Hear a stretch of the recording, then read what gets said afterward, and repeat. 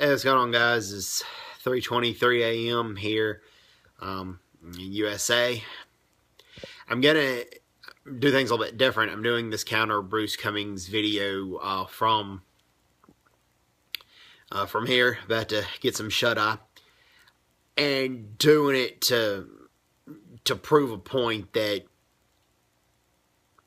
you know, I'm working very hard countering these arguments and dedicated to doing so because the great countries of the United States and South Korea deserve their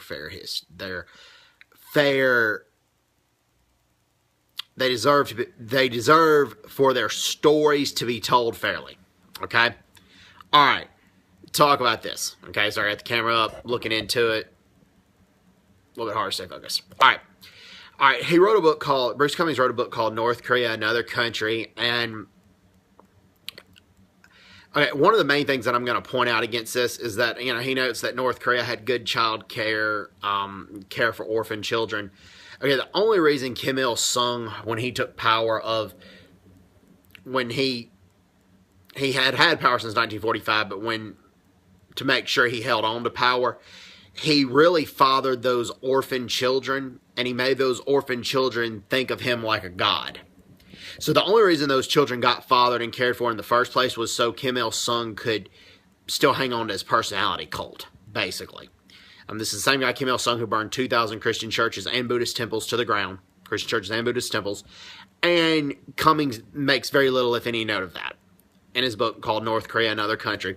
All right, Cumings also talks about, and goes into details with the bombing campaign. He talks about how from June to October of 1950, that the U.S. airmen dropped 866,314 tons of napalm. 75% of the North Korean capital, Pyongyang, was destroyed in the bombing campaign. 100% of the city of Shinanju. Then 80% of the town of Chinampo was destroyed. Okay, the reason Chinampo was destroyed is because the UN forces got overran by Chinese forces, and the UN forces had to leave behind a lot of their equipment. And because of that, they did not want the Chinese to get a hold of the equipment and use that equipment against them. Captain Jeffrey Brock, who commanded the Canadian Navy, where they bombarded from the shore, he commanded the Canadian Navy in the Korean War, aboard the HMCS Cayuga. He thought helping destroy the town of Chinampo was the most important assignment undertaken by the Canadian Navy during the Korean War. And Canadians helped the Americans do that. So it was for strategic purposes, not just for the sake of destroying it. Okay? And Cumings doesn't note that in that book. Okay. Also, he talks about how North Korea just wants that Yongbyon nuclear facility mostly for electricity and for its people. All right.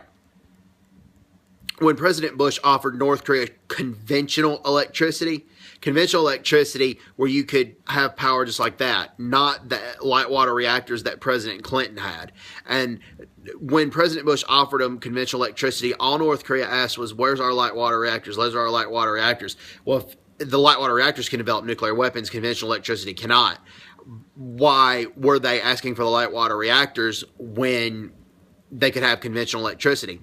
Victor Cha, who has his PhD, notes that in his book, The Impossible State. Why doesn't Bruce Cumings talk about that? Okay?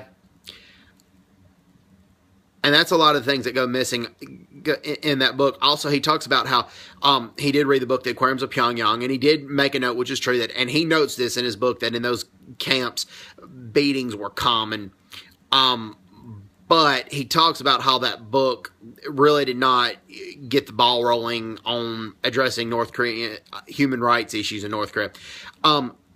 President Bush read that book, okay? And he invited Kang Chol-won, the author of that book, it was basically his autobiography, to the White House and wanted Kang Chol-won to sign a copy of The Crimes of Pyongyang. Plus, President Bush, after reading that book, made human rights issues in North Korea a top priority in the negotiations, not just the North Korea's nuclear weapons. And in 2007, President Bush delivered 500,000 metric tons of food. Now, Bruce Cumings does note he reduced it to 40,000, but the reason was because Kim Jong-il started expelling aid workers where the food was not getting to the people in the countryside, it was going to the military.